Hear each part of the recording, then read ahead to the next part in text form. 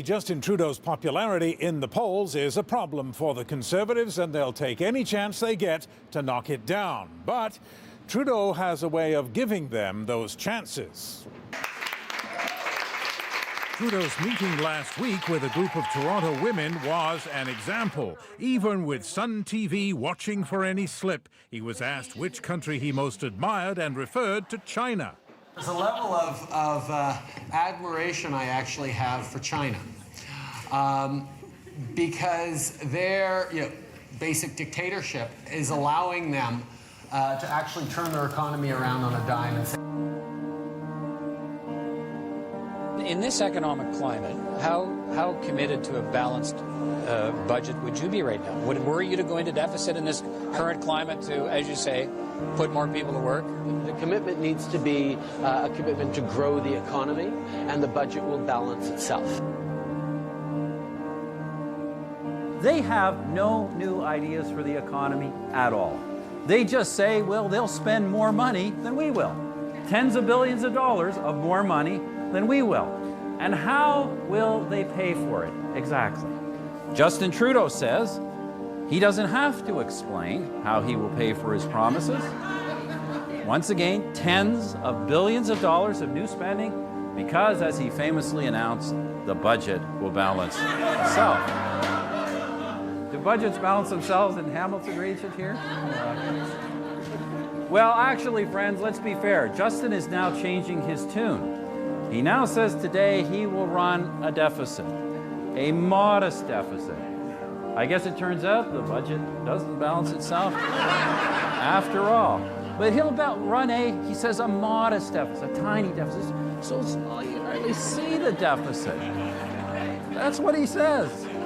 A modest deficit, and only for 3 years. Only for 3 deficits, three modest little deficits. And maybe $10 billion each, modest $10 billion deficits to start with. Friends, we've gone through this before. Look at the mess in Ontario with the modest deficits of a Liberal government.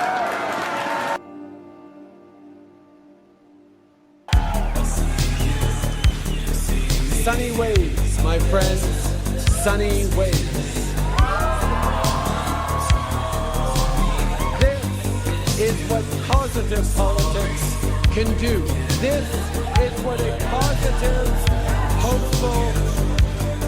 hopeful vision and a platform and a team together can make happen.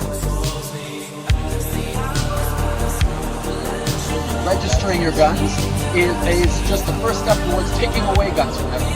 That's never going to happen because here in Canada, we have a culture that has grown up with that and respects the need. Today forward, it is no longer legal to buy, sell, or transfer a handgun in Canada. Wilson Raybould asked me if I was directing her or going to direct her to take a particular decision, and I, of course, said no.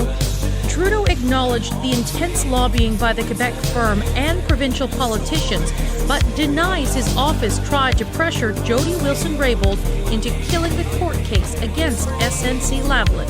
But he would not rule out that her demotion to Veterans Minister in January was because she refused to intervene.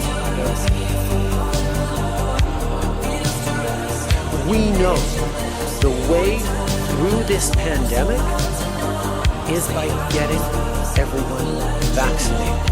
And the overwhelming majority, close to 90% of Canadians have done exactly that. The small fringe minority of people who are on their way to Ottawa or who are holding unacceptable views that they're expressing do not represent the views of Canadians. so gross and disgusting that this Prime Minister keeps using the pandemic as an excuse for his corruption. Conservative leader Andrew Scheer pulling no punches as Prime Minister Justin Trudeau faces question period, the first since the We Charity scandal broke. The Prime Minister offering no new answers, apologizing yet again for his failure to recuse himself from the vote, but opposition members wanted to hear more than sorry. That's right, Mr. Speaker. Nothing to see here. Just move on. Don't ask any of the tough questions. Tough questions about the relationship with an organization that paid members of his family cash, that took administration fees for running sole source government contracts after breaking their bank covenants and having members of their board resign. Trudeau wouldn't say if he'd appeared before either of the House committees looking into the scandal and reiterated that the We Charity was recommended by the Public Service and the Cabinet just ratified the deal. That was the recommendation made by the nonpartisan Public Service.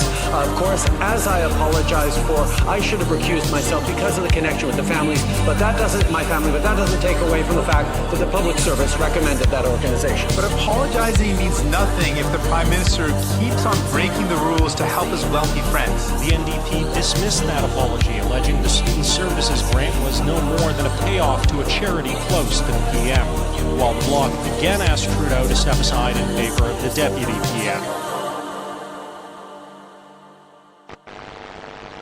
Let's bring in our Ottawa Bureau Chief, Mercedes Stevenson. She has broken the story. She joins us now from Vancouver with the exclusive details. Good morning.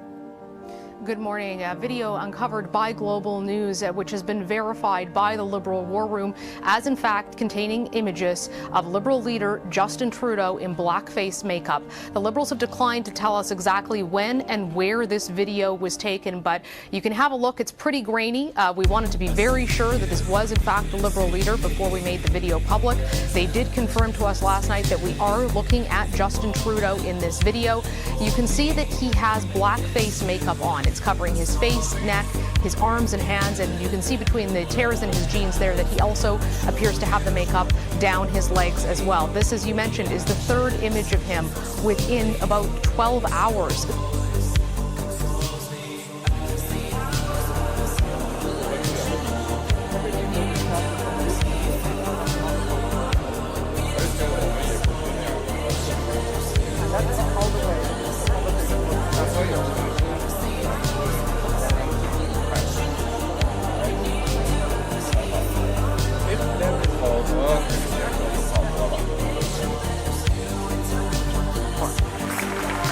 Yaroslav Hunka, who fought with the Nazi unit, was honored in front of Vladimir Zelensky last fall and now revealed invited to a second event with the Ukrainian president that came from the government of Canada. Why didn't you let Canadians know that you invited Yaroslav Hunka to that event? The invite said it was from the Prime Minister of Canada and was sent by the Office of Protocol of Canada. Why did the Prime Minister invite a Nazi to a reception with the Ukrainian Prime Minister?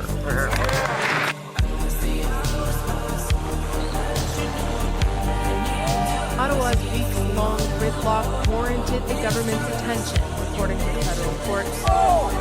But using the Emergencies Act to deal with it was not justified. This is a huge victory for Canada and for everybody who cares about rights and freedoms. So it was a vindication as somebody who really believes in our constitutional rights and believes that for them to be meaningful, they need to be honestly grappled with. Justice Richard Mosley ruled that the federal government violated 2 sections of the Charter. Freezing bank accounts was an unreasonable search and seizure, and the nationwide order to stop protesting violated the right to free expression. If you've noticed more cars and trucks being stolen or break-ins in your neighborhood over the past year, you're not alone.